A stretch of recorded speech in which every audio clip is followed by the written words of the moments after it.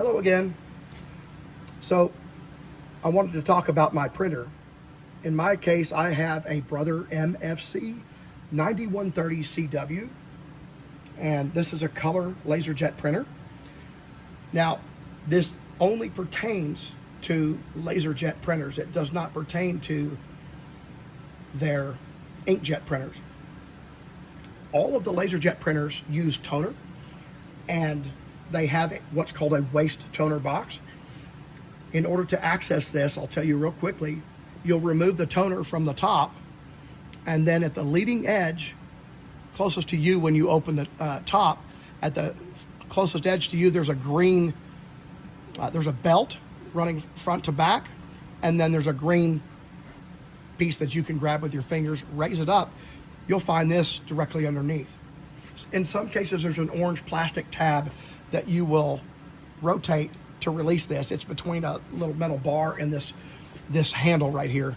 You turn that 90 degrees, remove that, and then you can pick this up and remove it.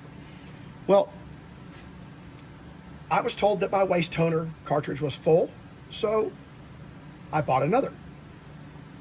And I install it, and it still continues to tell me it's full. So I'm wondering, well, do I need to reset it? Do I need to tell it that I put one in? No, you don't. It's supposed to know this. There's no reset, there's no anything.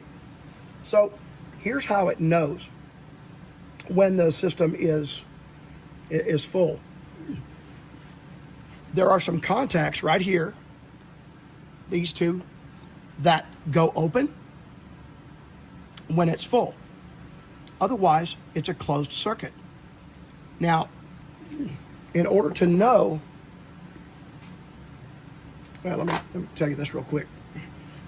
Also, once it's full, you see this horizontal slot? This has some little wings on it. And when it's full, this will turn from this position to this position, and you'll see it filled up with white here. If you want to look at it closer, you can take the screw out.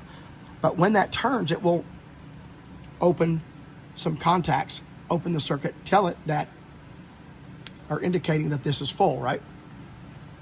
But otherwise, it should have continuity between these two contacts. And in this case, brand new, it doesn't. Well, why is that? Well, first of all, I'm going to show you how to measure. You're going to take your meter, set it on the horseshoe, omega sign, ohms. If it's auto ranging, great. If it's not, set it on the lowest setting, which in a lot of meters, it's going to be number 2. And then you can check here, and you see the OL, out of limits or open loop. And then also you can check from this plate to right here, okay? And you still get the same result. Now, here's how this works, at least the fundamental part of it. I'm gonna zoom in so that you can see this little tab here, right here. You see that metal tab? That is supposed to touch this plate. And when you have continuity between this plate and this contact here, then you're supposed to be good. So in order to access this, this is a number 1 Phillips screw here and here. And under here are a couple of little real thin plastic pads. I don't know what they're for, but before I remove that, all I'm trying to do is make this metal plate have contact with this little pin sticking out. So what I'm going to do first, before I do anything, is I'm going to loosen each screw gently. Then I want to slide this plate up and force it into that contact. And then I'll drop this back down, tighten it up. Okay, now, do we have continuity? Nope, let's check this. This is the important part. There you go. Now I have continuity. Maybe it's between these two.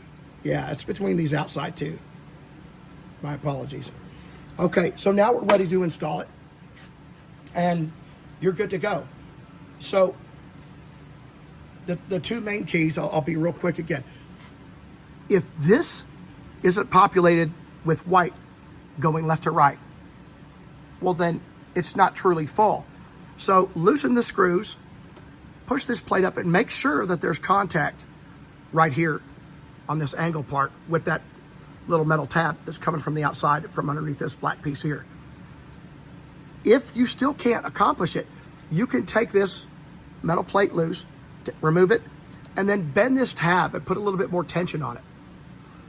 And then there's also a product you can apply, it's conductive grease called No Oxide, N-O space O-X-ID. It's made by a company called Sanchem, S-A-N-C-H-E-M. I find it on Amazon. You can also wipe these two surfaces with that grease, and it will help them remain continuity. It's like dielectric grease, but it's the opposite. It's actually a conductive grease. So you'll put it on there, and not only will it help make it conductive, but also it will prevent from the connections ever oxidizing, which would prevent electron flow and raise the resistance and still cause problems. So I hope you find this helpful. I certainly did when I stuck my nose into this, because I'm tired of buying waste toner boxes, or I wouldn't want to buy any more at least. So thank you again for watching, and hope you enjoy it. If you like it, please give me a thumbs up.